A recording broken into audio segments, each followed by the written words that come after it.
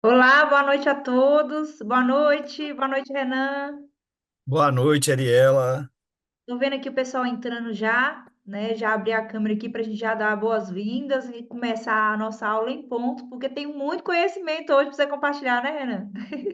Isso aí, a ideia é essa. Tomara que consiga entregar muito, somar muito. É um tema que eu falo que eu gosto, então acaba sendo um pouquinho da minha zona de conforto. E eu espero que supere as expectativas aí de quem está com a gente, quem está chegando agora. Ah, com certeza. Com certeza, suas aulas sempre são muito ricas, né? A gente que convive com você diariamente, a gente já sabe do seu nível de conhecimento e como que você tem essa generosidade de compartilhar com a gente. E aí assistir também as suas aulas nos nossos congressos, né? Assim, sempre é muito bom e a gente sempre troca bastante. Tô vendo aqui, ó, Roberto, Lucilene, Deise, doutora Trícia, tudo bem, doutora? Tô vendo aqui que tem o pessoal entrando já. Quero dar as boas-vindas a todos, né? A gente está aqui mais uma vez na nossa mentoria para reforçar o nosso compromisso com o conhecimento que a gente vem ofertando, né, durante todos os nossos anos aí com os injetáveis, né? A gente oferta isso em forma de congresso, em forma de eventos mais pontuais, rodando pelo Brasil e também de forma online aí com as nossas mentorias nas terças-feiras. E esse ano a gente veio com tudo, né, para colocar essa agenda em dia de tanta demanda que a gente recebe. Aí a gente pensou assim, não, a gente tem que trazer isso também para o online e conseguir agregar isso no dia a dia dos profissionais. Então é uma alegria ver todos aí com a sala enchendo, né? E eu tenho certeza que vocês não vão sair como entraram. E, e assim, é uma oportunidade e tanto, né, para a gente falar sobre bioquímica, porque a bioquímica manda na nossa vida, né? Ela cuida de todos os processos químicos que acontecem e o Renan vai dar um show aí. Eu já tinha visto ali a passada um olho ali na aula dele, e eu pensei assim, meu Deus, quanta riqueza de conhecimento. Você Então, está vamos, subindo a régua muito, tá? Para de fazer isso, que senão eu fico nervoso do lado de cá. no final da aula, todo mundo vai confirmar o que eu estou falando. Todo mundo Mas é engraçado você colocar esses pontos, porque já virou uma marca registrada mesmo da Central, essa escola, né, essa entrega de conteúdo.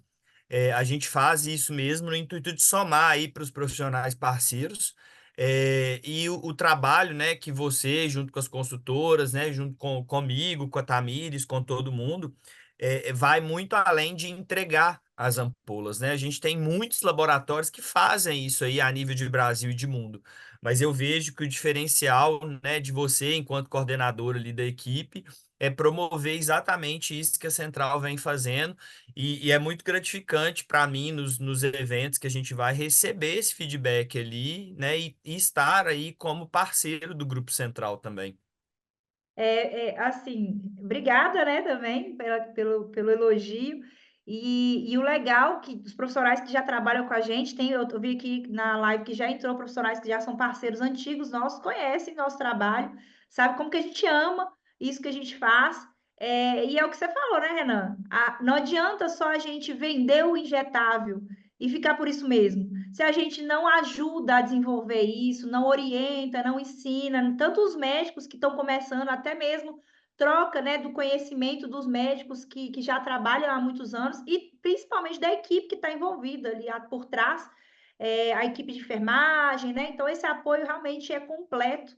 E a gente orgulha muito desse conteúdo que a gente entrega, porque a gente não economiza, sabe, no esforço, na busca, né, para entregar sempre o melhor. Né? O laboratório, sim, a gente já tem todo uma experiência, numa segurança, e aí a gente traz o nosso conhecimento também aqui na base, ali no início, né, de contato direto com o paciente, para dar mais essa segurança. Então, Renan, deu 20 horas, né? Eu vou passar para você se apresentar, né? A gente falou um pouquinho, mas para você se apresentar melhor e dar start nessa aula, que eu também estou muito animada. Combinado. Eu vou compartilhar minha tela aqui, acho que já está tudo certinho. Ah, Renan, só um Assim, detalhe. claro. A gente está com algumas surpresas aí no final da live, a gente vai falar, né? A gente está um sorteio bem legal para vocês, então fique com a gente até o final. Vou colocar aqui o arroba da Central Injetáveis, o arroba do Renan e o meu arroba do Instagram para vocês postarem, marcarem, que a gente também vai compartilhar nas nossas redes sociais, né? Vamos fazer esse network também online aí. Vocês estão conseguindo ver a tela aí? O slide está normal para vocês? Tá, perfeito. Tá, deixa eu abrir aqui que o meu. Que aí a gente já começa. Deixa eu só espelhar minha tela aqui, porque eu não estou me vendo, não. Só estou vendo o slide.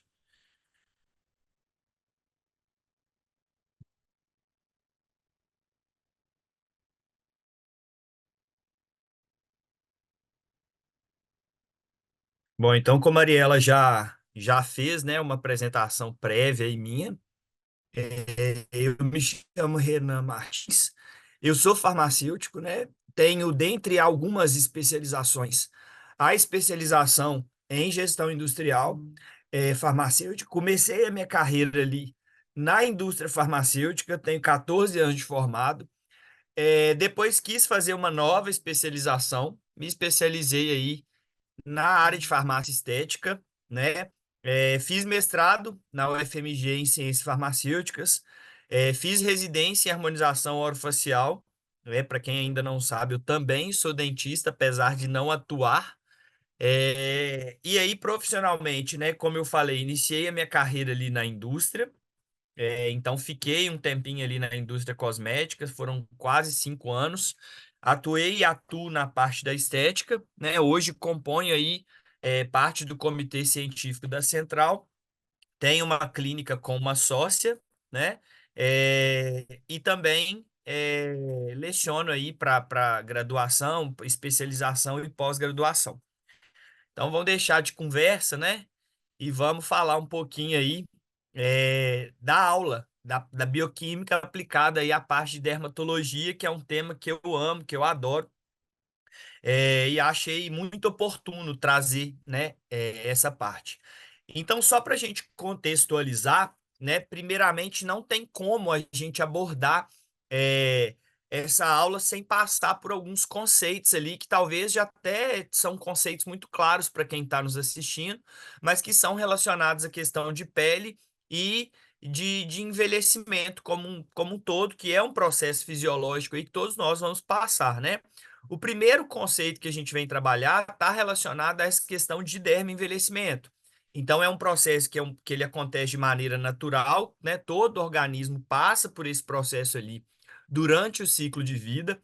Quando a gente fala de envelhecimento, a gente está falando de alterações mesmo que vão acontecer ali fisiológicas, e aí pode ser alterações estruturais ali, né? Ou funcionais ou químicas, e essas alterações elas vão decorrer de alguns fatores, né? Porém, quando a gente fala de dermoenvelhecimento, a gente fala da pele, que é o órgão que mais demonstra essa característica ali, ou mais esconde também, né? Se for algo que já é manejado ali precocemente, que vai esconder ou demonstrar esse envelhecimento, né? E acaba se tornando aí importante para essas funções vitais e para o psicológico. A questão é, a gente precisa quebrar alguns paradigmas de que só é bonito quem é jovem, né? A gente vê isso muito na cultura oriental, então é o primeiro paradigma que a gente precisa quebrar aí dentro dos nossos pacientes, tá? A cultura ocidental ela acabou sofrendo essa influência ali de ter a beleza associada à juventude, né? Como se isso fosse necessariamente para ser alguém ser bonito, a gente tem que ser jovem. Então a gente vai desconsiderar esse paradigma, né? Quando a gente fala de envelhecimento, a gente traz dois grupos de fatores, né? Fatores que estão envolvidos nesse processo ali, né? Então a gente vai classificar esses fatores como intrínsecos, né? Que são do próprio organismo ali, e aí a gente pode citar alguns, né? Genéticos, hormonais, imunológicos, psicológicos, cognitivos, né? Esses fatores eles vão sofrer interferências ali ao longo mesmo do processo de envelhecimento. E o segundo grupo de fatores está ligado mais no meio onde esse indivíduo está ou as atividades que ele se expõe, né? Radiação ultravioleta, poluição, má alimentação, tabagismo, hábitos de vida ruins. Esse segundo grupo de fatores, né? Ele vai ter ali, eles vão ser capazes, na verdade, de alterar esses primeiros fatores ali e a gente pode provocar o envelhecimento precoce da pele. Isso vai acontecer por diversos mecanismos, né? A gente vai ter fatores que normalmente desencadeiam ali a ação de citocinas inflamatórias, atuação de metaloproteínas, né? E aí a gente vai citar um grupo mais de interesse para a gente, que são as colagenases, né? Que degradam o colágeno ali, processos como a geração de radical livre, né? Eu vejo muito nas suas aulas, nas aulas da Tamires, vocês colocando muito essa questão de geração de radical livre. Não tem como a gente não falar isso em derma envelhecimento. Então, a nossa aula de hoje ela vai ser norteada nesse sentido, mostrando como que alguns compostos, algumas substâncias ali agem em prol dessa fisiopatologia quando a gente fala de derma envelhecimento, né? Sejam os antioxidantes ali tendo a ação de neutralização dos radicais livres, ou como bioquimicamente, né, se eu tiver alguma carência de determinado nutriente ali, pode ser importante ou influenciar ali a saúde ou fisiologia mesmo da pele ou dos seus anexos, né? Cabelos, unhas, pode acabar comprometendo se eu não tiver determinado nutriente. Então, a gente tem, só para contextualizar, né, para nivelar as informações ali, acho que eu não vou trazer nada de novo ali até agora falando isso. A gente tem três tipos de colágeno, tá? Então, o colágeno é meio que a molécula ali que está muito ligada quando a gente fala de envelhecimento. Então, a gente tem o colágeno tipo 1, tipo 2 e tipo 3, né? O tipo 2 é o articular, então a gente não vai focar tanto nele. O tipo 1 e o tipo 3 são os colágenos que talvez tenham um pouco mais de interesse para a gente ali, né? Até aí, zero novidade. Então, a gente vai tratar esse grupo de moléculas ali, né? Os colágenos ali, como uma família de proteínas, que são proteínas grandes, né? Que vão constituir principalmente ali o papel, a principal proteína extracelular do nosso corpo, tá? Então, vão ser proteínas que vão estar presentes ali, tanto em estruturas, né? Então, eu vou ter uma função estrutural, né? Ou eu vou ter uma função ali, uma participação ali em regulação, em diferenciação, em remodelação de tecido conjuntivo, né? Quando a gente pensa especificamente no colágeno, a síntese e a degradação, elas vão, ou seja, o tanto que o meu corpo fabrica de colágeno, e o tanto que meu corpo degrada, ela vai ser alterada por diversos fatores, diversos metabólitos. Eu tenho uma participação hormonal ali, né, um viés hormonal, a participação de nutrientes, como a gente colocou, né? A participação de citocinas, estímulos mecânicos, né? A gente tem vários procedimentos estéticos que promovem a produção de colágeno a partir de estímulo mecânico. Então, o que que esse estudo que está sendo projetado aí na tela, ele fala para a gente?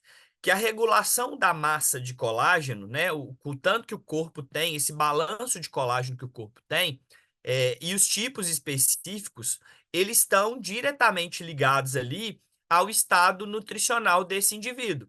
E a gente consegue, né, eles são afetados ali por diversos processos patológicos, né, a maioria desses processos podem envolver ali alterações no que diz respeito à matriz extracelular, e aí a gente tem, né, diretamente o envolvimento na questão da cicatrização de feridas, na parte de inflamação, na parte de fibrose, ou a gente tem indiretamente.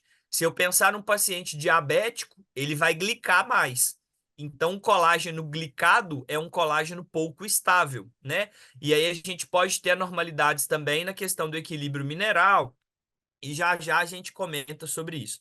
Fato é que o que que eu queria trazer com esse estudo? Sim, o estado nutricional que o indivíduo está, né, ele está diretamente ligado ali com a questão de saúde da pele e dos anexos como um todo. E a gente tem possibilidade de fazer essa suplementação assertiva e direcionada. Ah, tá. Como que a gente faz isso? Basicamente, entendendo como que funciona a síntese do colágeno, pensando lá na bioquímica, né? Então, o colágeno é uma proteína estrutural enorme. A gente vê aí, né, que ele passa por várias etapas ali. Basicamente, didaticamente falando, a gente vai trazer 8 etapas ali, desde a sinalização a nível de núcleo até a produção da proteína. É um processo que demora alguns dias para acontecer, né? E na primeira etapa de pós-tradução ali, né, na síntese do procolágeno, eu já mostro para vocês que a gente depende das hidroxilases. Então, não acontece a hidroxilação, primeiro, se eu tiver baixa de GH, né? GH, um hormônio ali de uma glândula pulsátil, produzida do sono de qualidade e produzida com exercício físico, né? O exercício físico estimula a liberação de GH. Mas as hidroxilases também são dependentes de vitamina C. Então, por isso que a gente cria ou se fala tanto dessa relação da vitamina C com o colágeno, porque as hidroxilases dependem dessa vitamina ali como coenzima para que elas possam atuar. A mesma coisa é os átomos de ferro, cobre e zinco. Num primeiro momento, né, elas vão depender de ferro e num segundo momento, cobre e zinco. Acontece que a vitamina C por si só, ela tem uma vida curta no organismo e ela consegue ser muito oxidada devido a esses metais de transição. Então a gente precisa também estar atento a essas situações ali para que a gente consiga fazer o manejo correto.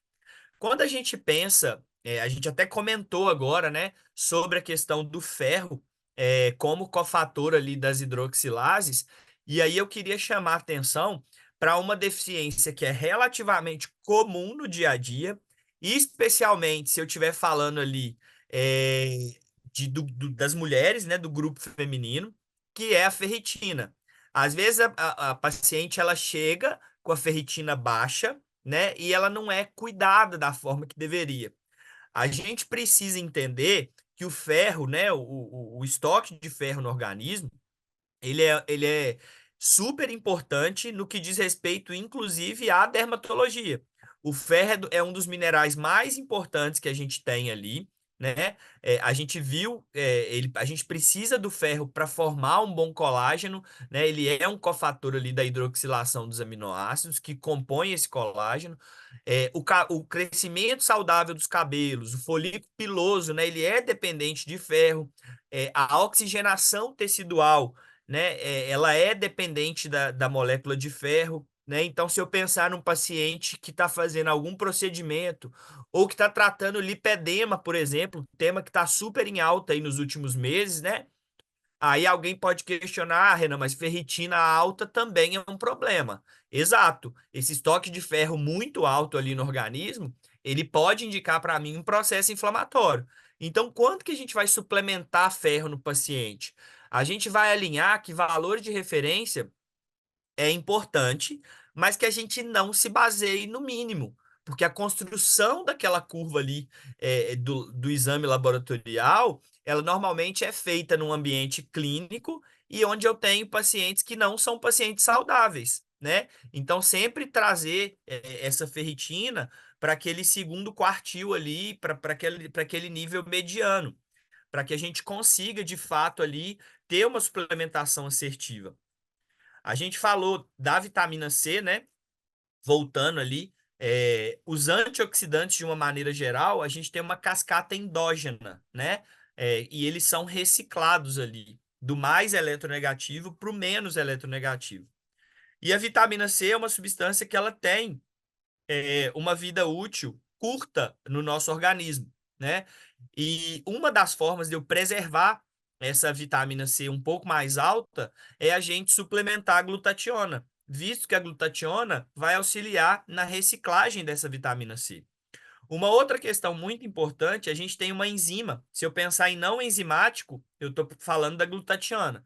Se eu pensar em antioxidante aí enzimático, a gente tem uma enzima que chama tiorredoxina redutase, e ela é altamente dependente de selênio. O que que essa enzima faz? Ela ajuda na reciclagem da vitamina C. Então, são duas estratégias que, se eu suplemento mais vitamina C ou mais glutationa naquele paciente, eu consigo ter uma vida útil maior de vitamina C ou maior de biodisponibilidade de vitamina C ali, um maior tempo de meia-vida de vitamina C. E aí é interessante a gente falar, né, desse estudo aí, onde eles conseguiram correlacionar,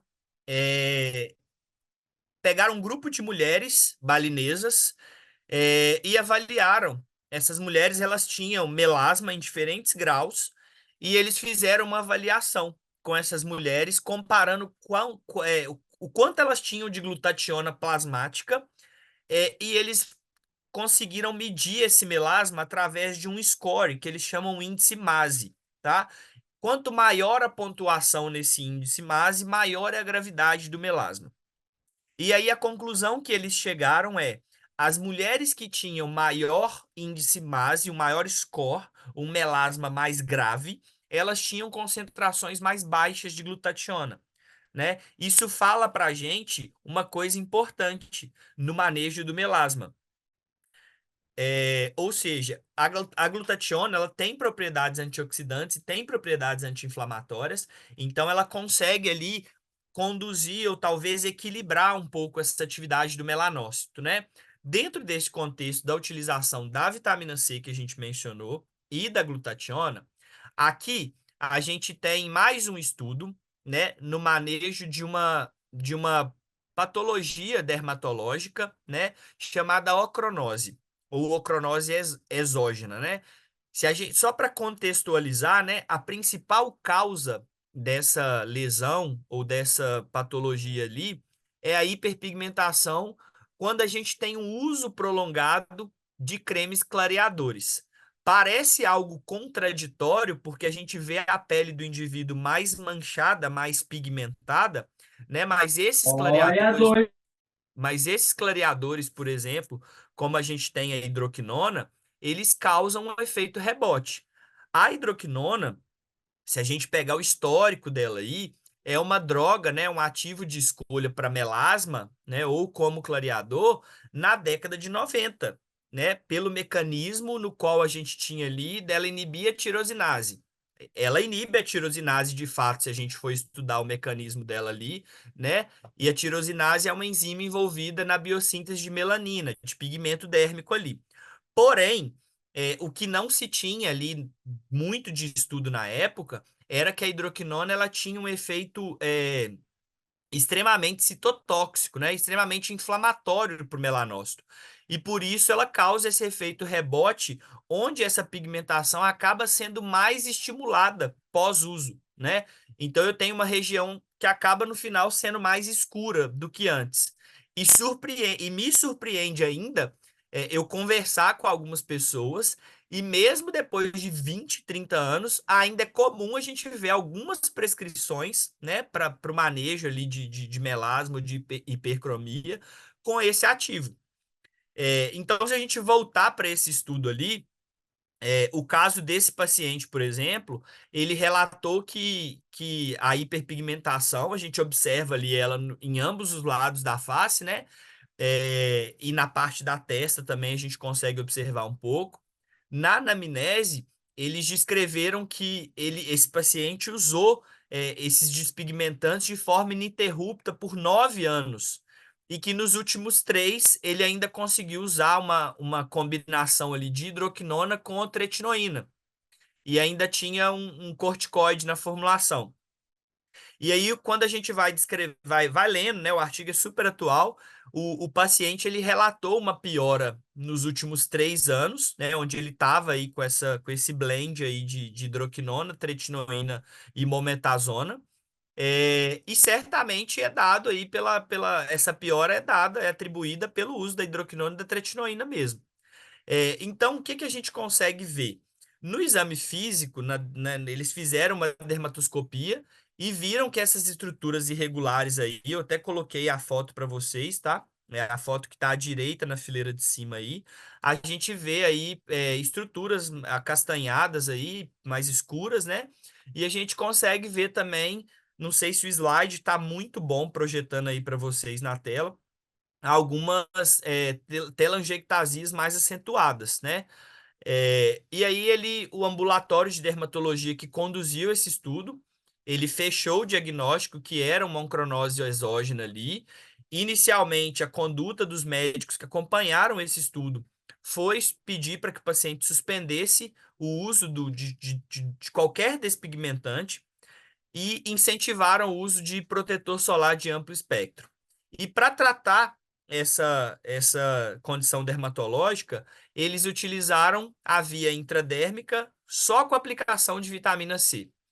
E aí eles fizeram aplicação de mais ou menos 0,1 ml a cada centímetro quadrado ali, fizeram essas sessões semanais durante 3 meses, né? No primeiro mês de tratamento, eles já viram uma remissão ali de 100% do eritema, né? Da questão inflamatória que tinha na derme. E no fim dos 3 meses, a gente consegue ver uma redução aí de praticamente 80% na melhora da pigmentação. E aqui, pasmem, usamos um ativo pela via intradérmica, né? Então, a gente falou um pouquinho da vitamina C. O que que é... Ah, Renan, mas por que que a vitamina C é injetável ali se a gente tem inúmeros cosméticos com a vitamina C? Então, é bom a gente discutir isso, né? É, Primeiro, não é novidade para ninguém, eu acho que não, né? Que essa vitamina C, as vitaminas C que a gente tem no mercado, né? Ela é hidrossolúvel, então ela tem uma natureza polar ali, se eu pegar a estrutura química, e isso dificulta a entrega dela em qualquer veículo cosmético para atravessar essa barreira dérmica. Então eu preciso da ação da vitamina C ali embaixo, né? Se eu estiver pensando em pele. Então, apesar da gente ter muitas opções de uso tópico aí no mercado, né? A gente tem vários produtos, a eficácia desses produtos ali em fazer a vitamina C, colocar ela num veículo que faz ela penetrar na derme de uma forma ativa, acaba sendo limitada. Aí a gente tem, né, alguns produtos com um caráter mais lipofílico, justamente visando aumentar essa absorção, né? Esses produtos, eles vão ter no máximo aí 20% de vitamina C, né? Muitas vezes a gente não tem a vitamina C revestida, né? E aí eu tenho um problema de formulação mesmo, que logo após a inserção ali desse cosmético ali, eu começo a ter. Primeiro, eu não tenho ação pretendida, e aí eu tenho uma possível correlação de vitamina C com acne, tá? Vitamina C não aumenta a incidência de acne. O que pode aumentar a incidência de acne é o veículo lipofílico que ela está condicionada. Então, alguns fabricantes, algumas marcas eles trazem esse apelo, né, de colocar a vitamina C ali dentro de um veículo oleoso para tentar preservar ela, para fazer ela penetrar mais. E aí eu já vi relatos, né, já conversei com alguns dermatos também sobre essa questão da vitamina C motivar a acne. A gente vai ver que é exatamente o contrário. A vitamina C é boa para acne, para quem tem pele acneica, né? O que normalmente está relacionado com a acne é o veículo onde essa formulação tá sendo feita. Então, para superar todas essas limitações, né, da vitamina C aí, a gente tem a possibilidade de trabalhar com as injeções, né, com as diversas vias injetáveis e com resultados extremamente promissores, como a gente viu nesse estudo, né? E aí, à direita de vocês aí no slide, se a gente pegar os mecanismos de ação que estão envolvidos ali, a gente consegue entender de fato, né, diversos caminhos, como que a hidroquinona contribui para essa oncronose, né? Então a gente vê ali vários caminhos que a hidroquinona está fazendo que vão de fato contribuir e por isso é um ativo que para mim deveria estar em desuso para essas patologias. Ao passo que a vitamina C, né, ela mitiga estrategicamente esses mecanismos. Então a gente vê a vitamina C aí atenuando a ação da tirosinase, A gente vê a vitamina C contribuindo para as hidroxilases para formar mais fibra colágena, né? Para formar um colágeno mais estável. Até aí eu acho que também não é muita novidade para ninguém. Quando a gente pega essa via e no centro da figura ali, a gente tem ali a formação do ácido homogenístico, né, que é um metabólito intermediário da tirosina. Então, se eu pegar essa linha central ali, eu consigo ver, eu contribuo para a formação da benzoquinona. Um dos caminhos que a benzoquinona faz é se ligar com o tecido conjuntivo para formar mais fibras elásticas ali aberrantes. Isso aí favorece justamente a formação desses corpos mais hiperpigmentados que a gente viu na condição daquele paciente. E a vitamina C, que é a linha verde, ela faz exatamente o contrário. Ela vai inibir essa via de conversão ali do ácido homogenístico em benzoquinona. E se a gente pensar ainda, se a gente considerar a benzoquinona como um produtor de espécie reativa de oxigênio, que está mostrando aí no slide, né? Esse aumento de estresse oxidativo vai aumentar a inflamação dérmica. Então, a gente já vem falando disso em várias aulas, né? E a vitamina C também tem esse potencial aí antioxidante, né? A gente viu na cascata dos antioxidantes endógenos. Já que a gente falou de glutationa, já que a gente falou de vitamina C, né? Por que não combinar as duas? E aí é exatamente o que esse estudo trouxe e fez aí pra gente, né? A Renan, gente já sabe. desculpa de interromper. Claro, Inclusive, pode ficar à vontade. é uma pergunta que chegou para a gente aqui agora, da doutora Marcela Filgueira e também o doutor Roberto. Na verdade, o doutor Roberto comentou que ele fez associação, confirmando o que você falou sobre pele acneica. Ele teve um excelente resultado. E aí a doutora Marcela pergunta exatamente se poderia associar a vitamina C com glutationa. E você vai responder isso agora para ela, né? A gente pode fazer associação. A gente já sabe das propriedades da glutationa, né? Ela também é um excelente antioxidante ali, então ela vai atuar como agente antioxidante, vai atuar como agente desintoxicante também, né? Ela tem várias aplicabilidades aí quando a gente pega essa parte, e tem um efeito anti-inflamatório. Então a gente vê que ela possui propriedades também antimelanogênicas e então a gente consegue, de certa forma, correlacionar uma ação clareadora ali devido a essa inibição da tirosinase, tá? A vitamina C, a gente já falou dela, é um potente antioxidante, né? Consegue aumentar a formação do colágeno. A gente consegue, inclusive, se a gente pensar no viés da imunidade por causa da vitamina C, fortalecer a função de barreira dérmica ali, né? Melhorando, inclusive, o processo de reparação tecidual. A glutationa, ela é um ativo que tem sido amplamente praticado na estética aí para melanose facial, né? Pode ser combinada, deve ser combinada com a vitamina C, que também é um potente antioxidante. Aqui é interessante destacar, né, que eles fizeram injeções intradérmicas ali nessas pacientes com melasma, né? Nos dois últimos estudos que a gente viu ali, a gente viu a utilização desses ativos, né, trazendo esses benefícios. E aí, na combinação desses dois ativos para essas injeções intradérmicas, a gente tem um controle muito bom de melasma, fazendo a via reversa do que a maioria dos tratamentos faz. Eu não tenho inflamação, pelo contrário, né, eu tenho um controle melhor da inflamação. Eu não tenho descamação, que alguns peelings, alguns tratamentos vão trazer para aquele paciente, e a maioria das vezes eu não tenho efeito rebote provocado por diversos ácidos e pela hidroquinona. Então é algo bastante promissor, né? É algo que já é praticado aí nos consultórios, é, e a gente consegue bom êxito no manejo do paciente. Para provar aí que a gente está falando que a vitamina C é boa para acne, tem mais um estudo aí falando aí que a combinação de vitamina C, né, e do magnésio, ela consegue regular a expressão inflamatória ali em cultura de sebócitos, células que estão ligadas intimamente ali à fisiopatologia da acne, né?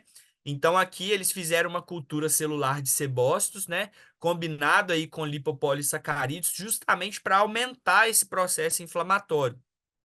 E essas células, elas eram cultivadas ali com lipopolissacarídeos, mas elas foram tratadas nesse estudo com vitamina C, só que essa vitamina C era estabilizada com magnésio, né?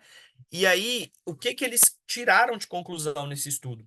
Primeiro, a gente tem redução da expressão de citocinas inflamatórias nesses sebócitos. Um outro fator que a gente pode atribuir é justamente a regulação, a redução, né, da peroxidação lipídica, né? É importante a gente pensar nisso quando a gente pensa em processo inflamatório, em acne, enfim, né? A vitamina C, ela tem uma ação antioxidante, então ela consegue controlar. Então a gente consegue ver nesse caso aqui como que a vitamina C, né, consegue regular ali citocinas e é um potencial antioxidante. Se a gente pensar num todo, eu ainda posso considerar a vitamina C justamente melhorando essa função de barreira, então reparando o tecido acnéico ali, né, via produção de fibras colágenas. Eu posso pensar na vitamina C melhorando a imunidade, né, isso pode ser interessante no caso onde eu tenho um descontrole da microbiota na pele ali, tentando infectar os folículos obstruídos. Enfim, claro, que a utilização dessa terapia não vai substituir, por exemplo, os bons hábitos de higiene que eu preciso ter ali, né, no manejo de uma pele acneica, né? Mas como sugestão, eu até coloquei como possibilidade terapêutica aí, é, uma mescla contendo exatamente a vitamina C, o ácido ascórbico, magnésio, selênio, que a gente tem uma melhora de vitamina C, né, uma extensão da utilização da vitamina C ali, e a vitamina B3. A vitamina B3 é muito estratégica aqui. A gente tem um aumento de. As vitaminas do complexo B, no geral, elas têm uma correlação muito boa com a pele. Mas a vitamina B3, eu posso pensar nela com aumento de hidratação, eu posso pensar nela em melhora de processo cicatricial, numa pele acnéica, isso é muito importante, né? A gente pode pensar na retirada de toxinas, uma vez que ela melhora o processo circulatório ali como um todo, né? E essa terapêutica aí, ela consegue ser ajustada, né, tanto para ser administrada via endovenosa, quanto para ser administrada em via intramuscular. Né? Via intramuscular, a gente precisaria do anestésico, mas como a gente tem um total de 8 ml, teria uma compatibilidade tranquila ali para a gente fazer. Dentro do grupo de nutrientes ainda, falando um pouquinho, né, de outra vitamina, mas agora uma vitamina lipossolúvel. Aqui a gente já tem um estudo que foi feito em vivo, né, que empregou aí a utilização de duas substâncias que são do interesse dermatológico também. A gente está falando aqui da vitamina A e do MSM, que é o metilsulfonilmetano. É uma fonte de enxofre orgânico, né? Então é muito utilizado, o MSM é muito utilizado em controle de inflamação, acho que especialmente ali voltado para nível osteoarticular. Então a gente vê muita utilização, né, a terapêutica com MSM, paciente que tem problema articular ou outras funcionalidades. E aqui a gente está trazendo ele mais para o uso dermatológico, né? Esse estudo em questão, ele traz para a gente aí um experimento no qual foram utilizados camundongos, né? Então eles estão separados ali em 4 grupos. Eles nomearam esses grupos de A, B, C e D. Esses camundongos eles eram despelados, né? E eles eram submetidos a um processo de radiação. O grupo A era o grupo controle, o grupo B ele só recebeu solução salina, enquanto os grupos C e D receberam respectivamente o MSM e a vitamina A, ambos injetáveis, tá? O que que a gente sabe? Então vamos pensar ali na fisiopatologia, né? O que que a radiação ela faz? Quando a gente está exposto a essa radiação ultravioleta, a gente tem uma redução, uma perda da camada de sustentação. Então, se a gente comparar as microscopias, né, que tá projetada aí, as microscopias inferiores ali do A e do B, a gente vai identificar uma redução dessa camada de sustentação. Ao passo que se eu pego ali o D, eu tenho uma redução desse dano, visto que o ácido retinóico, a vitamina A, é uma substância que comprovadamente possui propriedades anti-envelhecimento. A gente tem um monte de formulação que utiliza o ácido retinóico, né? No grupo que está marcado com C, que foi utilizado do MSM, O MSM ele foi capaz de recuperar essa camada de sustentação, como a gente vê na microscopia, né? Então, no balanço, a gente consegue evidenciar uma menor perda de colágeno e consegue observar também, né, as conclusões que ele traz para a gente é uma maior angiogênese, né, uma maior formação de vasos ali nos tecidos dérmicos, com maior precursores de elastina, que é um elemento essencial na matriz extracelular.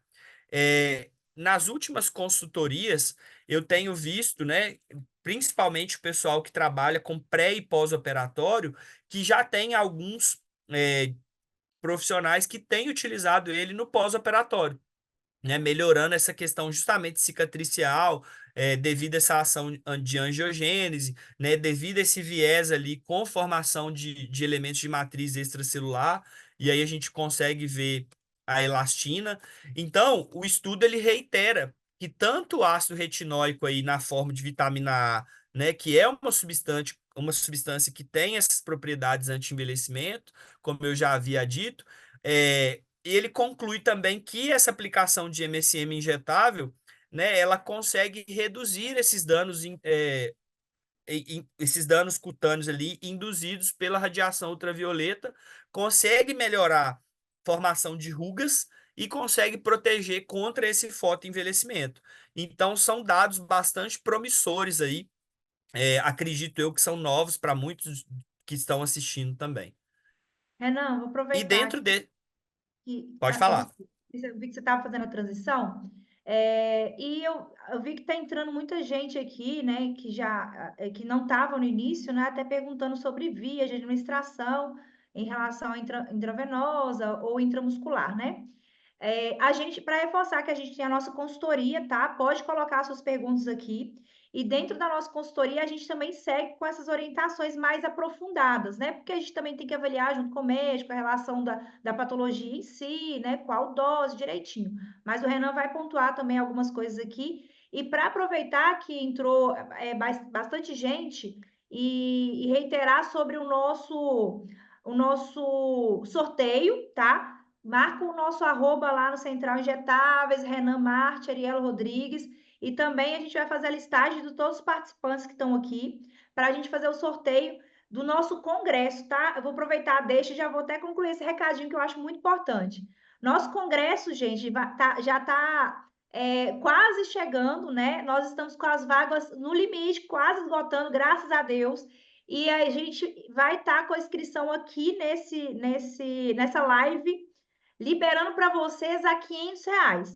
Mas deixa eu explicar para vocês. Esses R$ 500 é convertido em injetáveis no dia para frente do dia do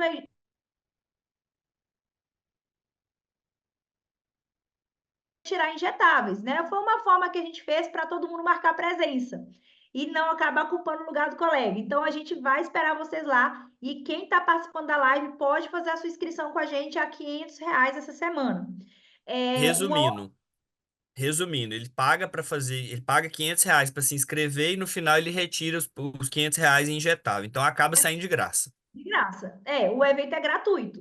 A gente só colocou isso aí como estratégia para ninguém ocupar o lugar de pessoas que estão doidas querendo participar, né? Porque como as vagas são limitadas, foi a forma que a gente achou, e de quebra entregar ali as substâncias que estão mais direcionadas, como que vocês vão aprender lá também. Outra coisa, a gente vai sortear aqui um convite, tá? Para o congresso. Então, quem já fez a inscrição, que eu já vi que tem alguns colegas que já estão com a gente na inscrição já fechada, você pode compartilhar, se você ganhar esse sorteio, você pode compartilhar com um colega, tá? Então, você ganhou, já está inscrito, chama um colega e dá de presente para ele a inscrição, tá? Outra coisa, essa semana a gente está com promoção, né? A gente está com uma condição super especial lá no Central Injetáveis, que os pedidos acima de R$ 2.000 você consegue retirar um produto dos nossos lançamentos, uma caixa dos nossos lançamentos, né? Ou um Immunity, um Trio Detox. Então, a gente tem alguns lançamentos que a gente disponibilizou dentro dessa promoção. Pedidos acima de R$ 2.000, você retira uma caixa desses lançamentos. Acho que eu dei o recado aqui, mas no final a gente reforça, tá bom? Então, Tá aproveita. muito bom. Condição muito boa do pessoal aproveitar aí mesmo. Vou deixar o contato, o link do evento aqui no nosso chat e o contato da nossa consultoria, que vocês podem fazer com a consultora também que aí você chama no WhatsApp que a gente dá a sequência, tá bom? Obrigada, Renan. Imagina, maravilha. Bom, aí a gente falou no outro estudo da questão da suplementação da vitamina A e do MSM. Então, dentro desse mesmo contexto, a gente vê aí a aplicabilidade da suplementação de MSM dentro da estética dermatológica, né? Ou seja, na saúde da pele ali e na redução de rugas. Nas condições desse estudo aqui, que é bem completo, eles mostram exatamente ali como que o MSM promove essas melhorias, né? Por que que o MSM, quais são os alvos ali, ou quais são os mecanismos que o MSM está envolvido ali, né? E aí eles fizeram várias avaliações visuais ali, né, fizeram a classificação ali com um time de especialistas, né, conseguiram fazer avaliações instrumentais, né, e contaram também com a autoavaliação de alguns pacientes que foram participantes aí desse estudo. E aí eles discutem ainda os mecanismos de ação que esse MSM na dermato acaba não sendo tão bem compreendido. Então a gente tem um viés que esse MSM atua em alguns caminhos.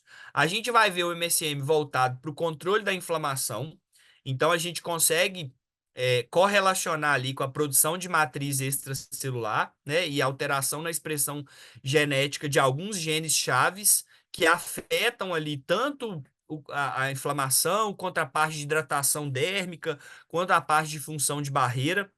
No slide, na parte inferior, eu não sei se está dando para todo mundo visualizar, mas estão os genes que são regulados ali pelo MSM. Então, a gente tem vários genes ali que são ligados ao envelhecimento, né?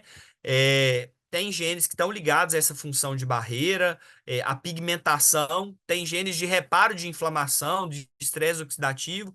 Então, no estudo tem essa descrição completa e detalhada. Eu acho que vale a pena a leitura.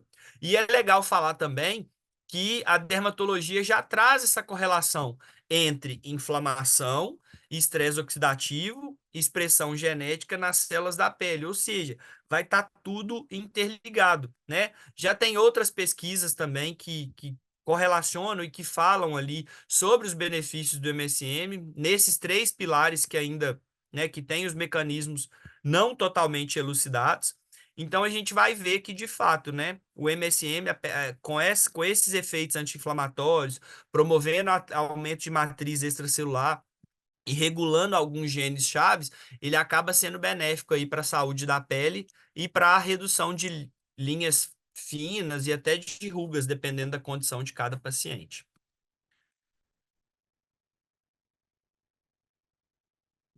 Espera aí, mudou o slide aí para vocês?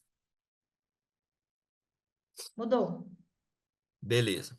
E aí a gente tem outras, né, publicações onde a gente tem acerca dessa molécula aí, né? Esse estudo traz que o MSM é eficaz na redução de sinais visuais ali do envelhecimento, mesmo em doses baixas, né? Então é mais uma forma de endossar aquilo que a gente já vem falando. E esse outro estudo aqui, ele mostra a utilização no manejo da rosácea. Então é algo que é uma condição super difícil de controlar, né? É uma condição do paciente, né? Aí ele colocou a combinação de MSM e de silimarina, melhorando exatamente os sintomas da rosácea, né? Nas fotos, eu não sei se por causa da luz da tela mostra isso de maneira boa, né? Mas que ele conseguiu melhorar esses sintomas, principalmente na fase eritematose e com mais telangiectasia. Então, a gente tem uma ação moduladora direta ali sobre algumas citocinas, sobre algumas angiocinas que estão envolvidas ali positivamente no caso dessa condição cutânea aí, que é a condição de rosácea. E aí, mais um estudo, né, voltado aí para a parte capilar. Parece que alguém colocou no chat que já utiliza o MSN aí para função capilar, né? Onde a gente vê o efeito, né? Eles testam ali o efeito do MSM na minimização da queda capilar. Foi um estudo também que foi feito em ratos, né? Que mostrou que esses grupos que estavam sendo tratados com MSM e minoxidil e o grupo que só estava sendo tratado com MSM mostraram aumento de fatores de crescimento endotelial vascular ali em plasma, né? Então, da mesma forma que o número de folículos é muito maior na população que recebeu a medicação, a gente consegue concluir que o MSM, através de todas essas propriedades que a gente já falou, né, anteriormente, antioxidante, anti-inflamatório, ele consegue também reduzir drasticamente a queda de cabelo quando foi utilizado aí num grupo de cobaias masculinas, machos, né? Um grupo de cobaias machos.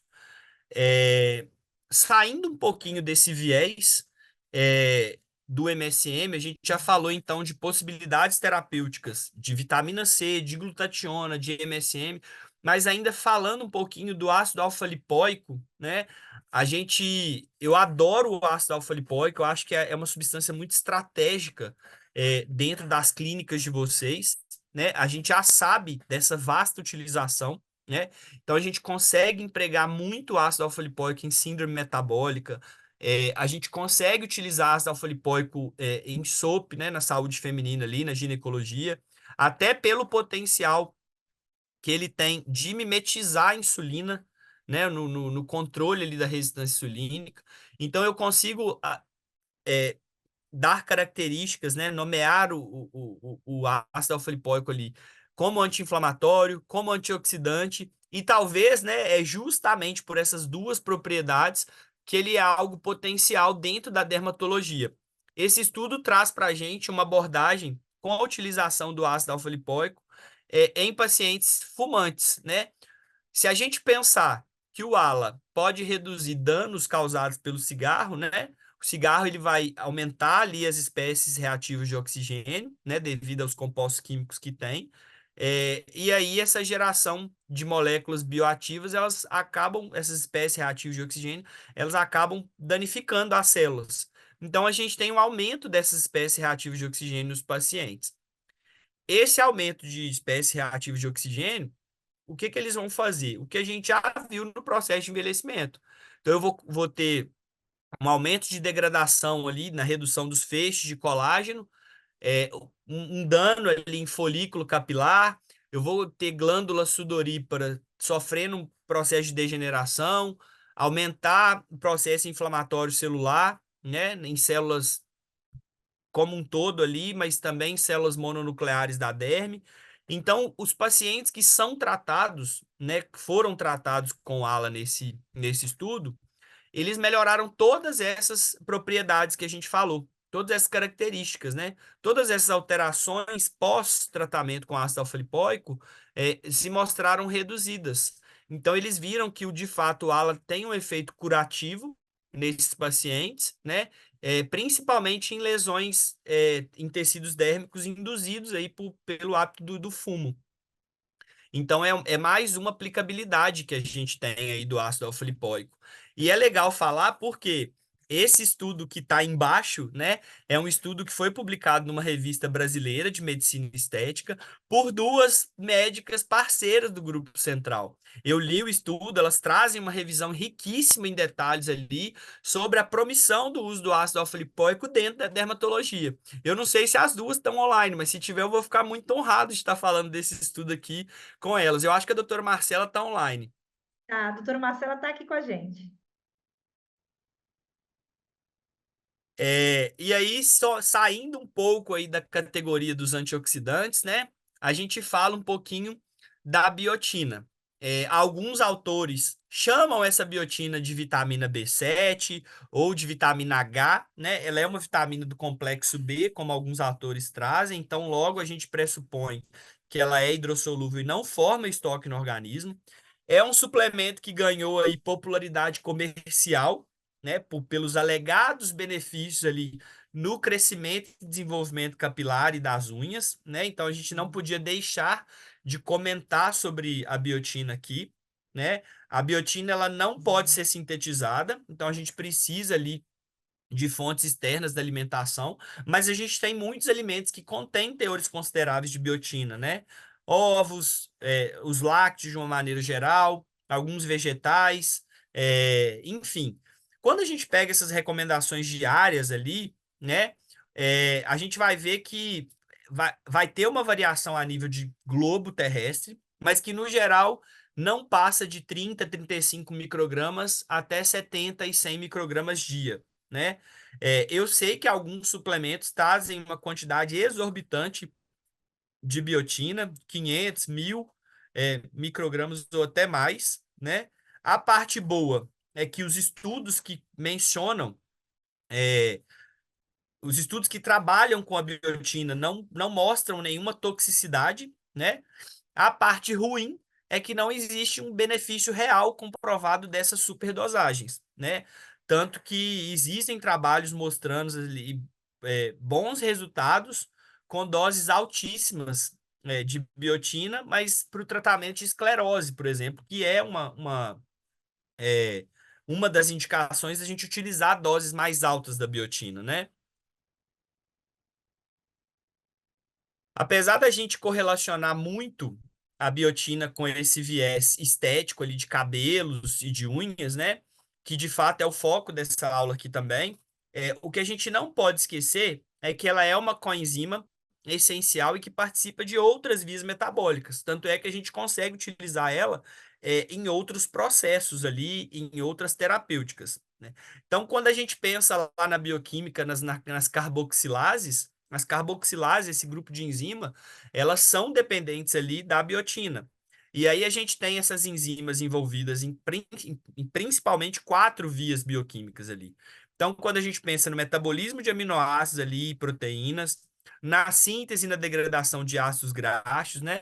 No metabolismo de carboidratos, mais especificamente ali na gliconeogênese e na produção do oxaloacetato, que é um intermediário do ciclo de Krebs, que ninguém gosta do ciclo de Krebs na graduação, mas ele sempre volta nas nossas aulas. Então, isso explica, talvez, né, a utilização da biotina em pacientes, por exemplo, com deficiência em metabolismo energético. Muitas vezes a gente vai montar protocolo terapêutico com vocês, né, médicos, e aí a gente coloca a biotina e fala, mas meu paciente não tem queda de cabelo, mas a gente tem um viés energético que é dependente de biotina, né? A gente precisa falar que a microbiota intestinal, lá no lúmen, no intestino grosso, ela também ajuda na síntese, né, numa importante quantidade ali de biotina. Então, desde que eu não tenha essa microbiota alterada. Então, quando a gente vai ali, faz uma suplementação, às vezes, de antimicrobiano por um tempo prolongado, muitas vezes o paciente vem com esse viés dali de queda de cabelo, enfim, né? Talvez pode ser interessante suplementar a biotina em um período, né? E os principais locais de absorção dessa biotina são exatamente, né, a nível de jejum e ilho. E aí, se eu pensar no paciente bariátrico, por exemplo, não tem jeito. Nele, a gente vai ter que fazer a suplementação de biotina injetável. Bom, essa deficiência de biotina, ela traz consigo aí alguns agravos. A gente já consegue ver a importância metabólica da biotina. Então, a carência da biotina, ela pode trazer ali diminuição de tônus muscular, pode trazer dano mental, tanto que a biotina é utilizada em doses mais altas para esclerose múltipla, né? O que a gente associa, talvez, mais, né, com a biotina são dermatites, a queda de cabelo, fragilidade nas unhas, né? Atentar que na gestação e na lactação, pacientes que vão ter uma deficiência mesmo de biotina, né? Pacientes que fazem uso de anticonvulsivantes e de alguns antimicrobianos, como eu falei, né? Ou a própria suplementação do ácido alfa-lipoico, que a gente comentou como antioxidante, eles são capazes de reduzir essa biotina. Então, talvez a gente precise suplementar. Ah, Ana, você está me falando que então toda gestante vai ter que suplementar biotina? Depende, né? A gente, apesar de não ter estudos de toxicidade, eu costumo brincar quando vocês vêm na consultoria. Ah, paciente gestante pode fazer o quê? Pode fazer enxoval. Não faz nada mais do que isso, salvo se o gineco e o obstetra acompanharem, verem essa necessidade e prescreverem, né? São grupos que a gente precisa ter uma atenção um pouco mais especial. E entendendo um pouco o porquê da biotina tão relacionada, né? é, Como suplemento estético, qual que é a justificativa bioquímica que leva a essa suplementação? Basicamente, a gente pega esse ciclo. A gente viu aí que através das carboxilases, né, a gente tem envolvimento da biotina no metabolismo de diversas biomoléculas. E o que nos interessa é as proteínas. Então, quando a gente pensa nessas proteínas, dentre as proteínas sintetizadas, né, existe uma correlação mais íntima com a queratina, que é a proteína que está ligada diretamente ali com o crescimento saudável dos cabelos e das unhas, né, dos anexos da pele como um todo. Então, a gente acaba tendo a biotina envolvida nesse processo, tá? É, Correlacionando o que a gente estava discutindo, né? Esse estudo de revisão aqui de 2017, ele fala para a gente que ele, na verdade, ele correlaciona para a gente o uso da biotina com pacientes que estão com perda de cabelo. Eles trabalharam, é um estudo de revisão, então eles pegaram outros estudos, filtraram 18 casos onde tinha um ou mais pacientes nesses 18 casos com alterações importantes em cabelo e unhas e que foram, de fato, suplementados com biotina. Em todos, ou seja, em 100% dos estudos, esses pacientes que estavam recebendo a suplementação, eles tinham alguma patologia associada. Então, a gente não está falando de paciente saudável. E que a biotina clinicamente melhorou todos eles após a suplementação. Ou seja, em casos que eu tenho deficiência de biotina, por qualquer motivo que a gente viu, né? Em casos que eu tenho patologias, né? Onde o paciente apresente unha quebradiça, cabelos fragilizados, a suplementação de biotina, ela tende a ser assertiva, ela tende a ser benéfica, tá? Só que aqui a gente está falando de paciente que tem deficiência, né? Ou que tem alguma patologia associada. O paciente clássico aí seria um bariátrico, né? Que é o que mais tem. Bariátrico, paciente que utilizou antimicrobiano durante um tempo maior, paciente que fez uma terapia longa com ácido alfa-lipoico, os níveis de biotina vão cair também. Aqui eu trouxe um estudo onde está sendo relatada a interferência da biotina em alguns laboratoriais, em alguns imunoensaios, tá? E aí a gente resulta em testes da função tireoidiana anormais. Nesse estudo aqui, os autores que publicaram, né, eles descrevem o caso de um paciente com esclerose múltipla que tomava doses altas de biotina, que faz parte do tratamento, né? E ele foi atendido ali numa clínica de rotina, apresentando exames onde tinha sugestivos de alteração ou de uma doença tiroidiana, né? Porém, o paciente não tinha nenhum sinal, nenhum sintoma de hipertireoidismo, o exame físico completamente normal, é o que eles relatam, né? E conforme a gente vê descrito no estudo ali, eles vão ver que esse aumento da atividade tiana, ele está exclusivamente baseado no laboratorial. E eles atribuem isso à questão da suplementação de biotina. Isso porque, quando a gente vai fazer o laboratorial, a técnica que é utilizada para fazer a maioria de alguns hormônios, né, inclusive da biotina, é o processo que mede o T4, o TSH, ele sofre interferência da biotina. Então, quando se faz a suspensão dessa suplementação nesse paciente ali, eles conseguem ver que os níveis de TSH, de T4 do paciente estão normais. O que é legal? Quando a gente faz a suspensão dessa suplementação de biotina em paciente que vai fazer algum exame, né, a gente minimiza a repetição desnecessária ali de exames laboratoriais.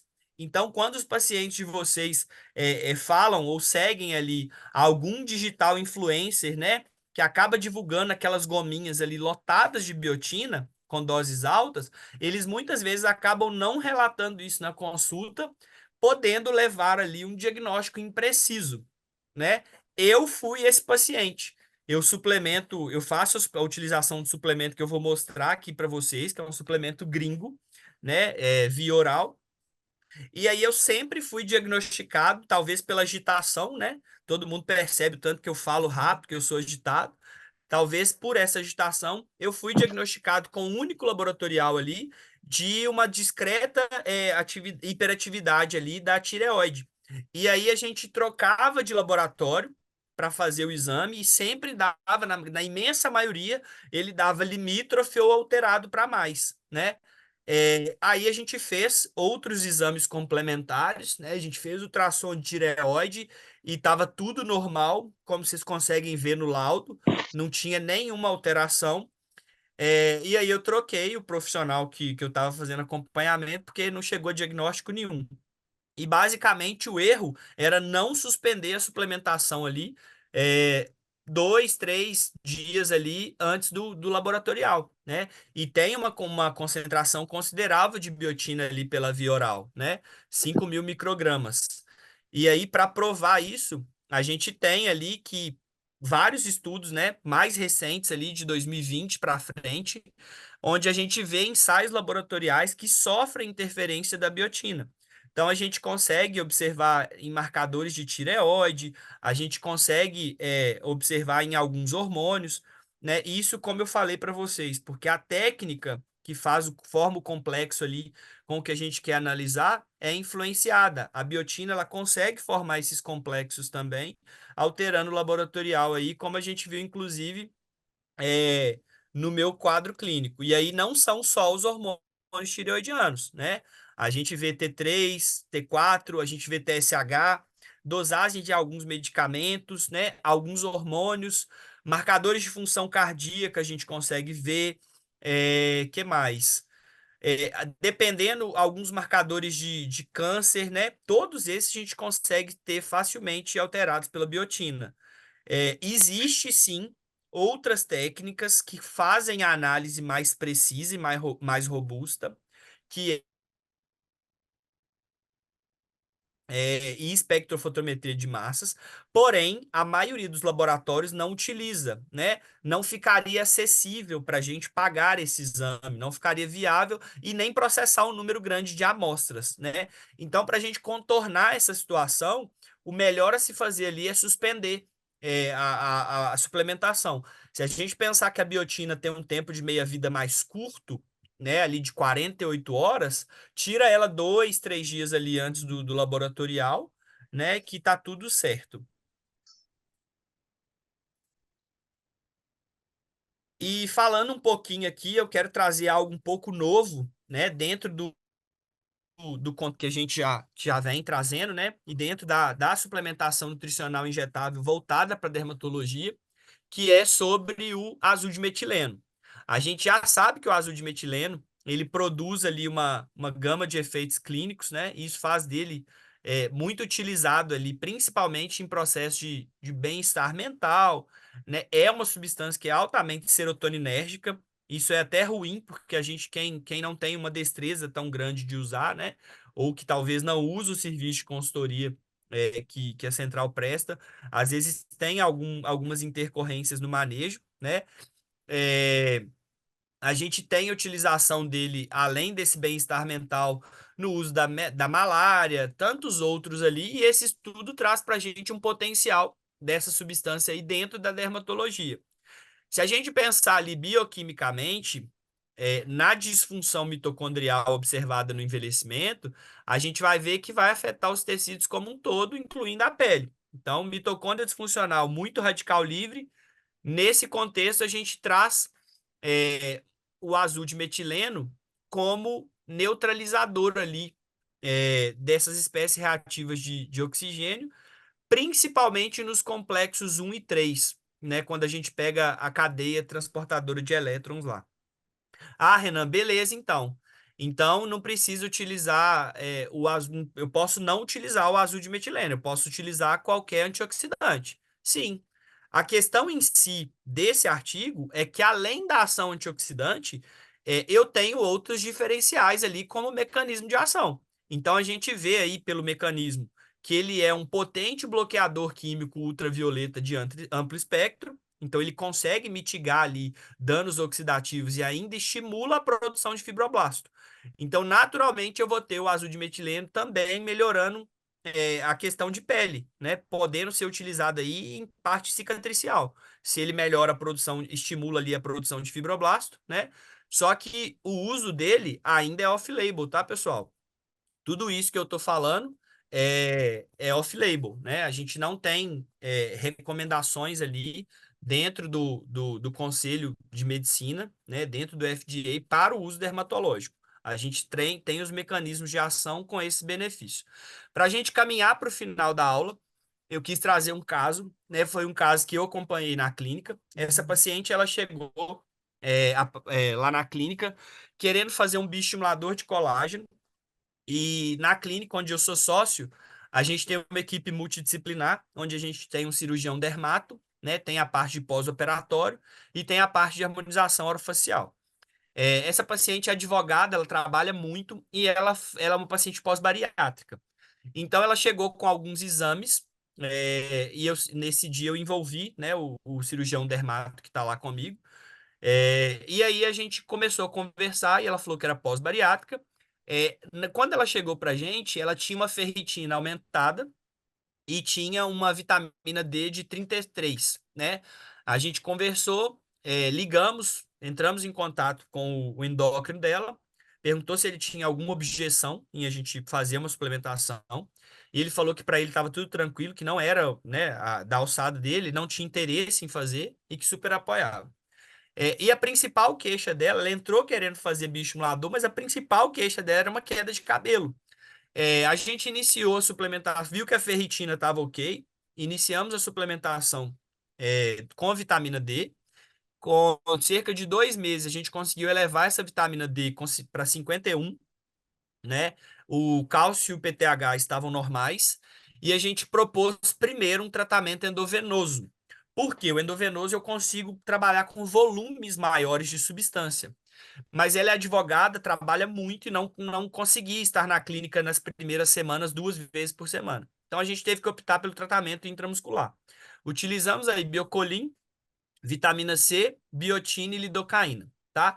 Lembrando, isso é para um viés nutricional, é para uma queda de cabelo que eu tenho claramente um diagnóstico ali com deficiência de nutrientes. E esse foi o resultado aí com 12 semanas de tratamento após a gente fazer o acompanhamento dela, tá?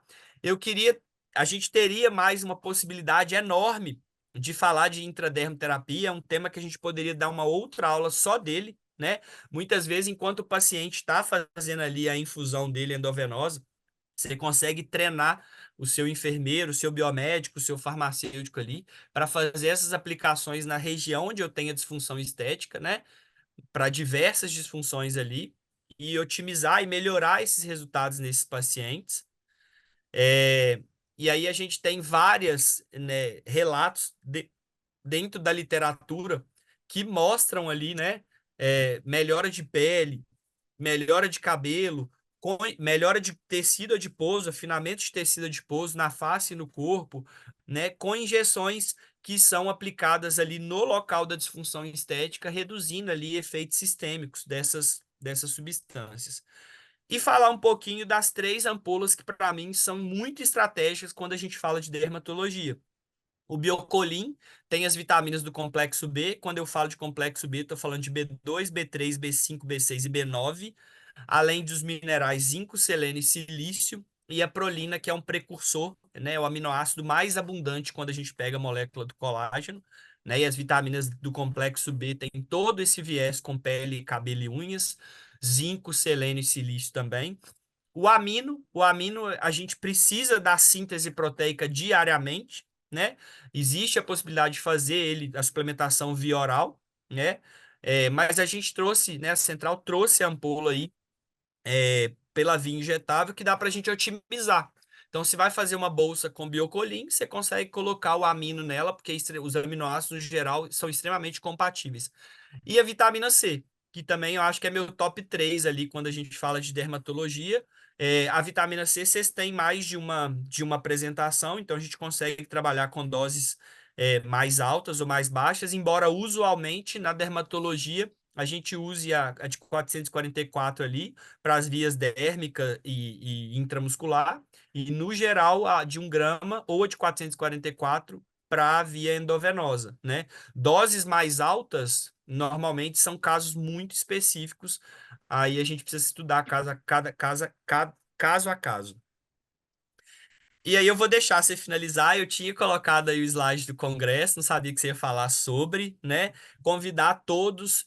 De fato, o Congresso ele está assim, foi muito bem pensado, né? Com um time de palestrantes, muito robusto, bem completo ali.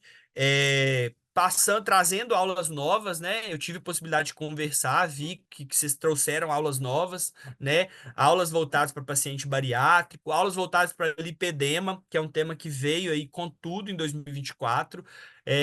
E não sei, acho que é isso. Não sei se você quer dar mais algum recado. Na verdade, é agradecer mesmo, reforçar esse convite, falar das nossas condições especiais para quem está participando. O sorteio, a gente vai pegar os nomes que ficaram aqui até o final com a gente, né? As pessoas que marcaram lá no Instagram também, e a gente vai sortear esse convite, né? Mais uma vez, esse convite, se caso você já está inscrito, você pode compartilhar com um colega o seu prêmio, tá? E a sua aula, Renan, como eu falei, no final das contas, aí é reforçar o que eu falei lá no início, né? Sempre surpreendente, muita informação, muito conteúdo, falando É de muito. processos rotatórios, né? Em praticamente todos os mecanismos bioquímicos, né? Metilação, a glicação, a inflamação, a oxidação. Então, a gente pensa nas mitocôndrias também, né? Nossa respiração celular, que é responsável pela energia, né? Pela vida das nossas células. E falando sobre cofatores, vitamina C, tudo voltado para a dermatologia, mas pensando num contexto geral, né, de tratando esse paciente como um todo, e a cerejinha do bolo, né, que é a questão também da estética que está envolvida. Então, a sua A aula foi gente imagina, a gente vê cada vez mais, né, os nossos pacientes, os pacientes voltados e buscando mesmo um serviço estético. A gente viu que foi o mercado que mais cresceu da pandemia para frente, né? Eu vejo hoje uma carência nesse mercado ainda, principalmente porque a clínica popular ela não consegue olhar com esses olhos integrativos para o paciente, né? Essas franquias de clínicas de estéticas, elas ainda, infelizmente, talvez pela falta do médico ali, não sei, elas não conseguem fazer essa abordagem integrativa para o paciente, que eu acho que é fundamental. Eu espero ter atendido as expectativas. É muito conteúdo para passar em pouco tempo, então eu tive que ir pincelando ali. E antes da gente encerrar, eu queria agradecer, né, eu que já fui algumas vezes anfitrião aqui, recebi a missão de conduzir essa live, espero ter contribuído um pouquinho, agradecer o convite, né, seu, Ariela, em nome da equipe da Central. Eu tenho orgulho extremo de ser parceiro, de ser speaker do grupo, né, e agradecer quem esteve presente aí até agora com a gente. Foi um prazer, deixei as informações ali também no grupo, os telefones de contato. E aí é só entrar em contato com a gente, né? As inscrições também pelo site. E muito obrigada, Renan. Você deu um show, né? Você não decepciona nunca, né?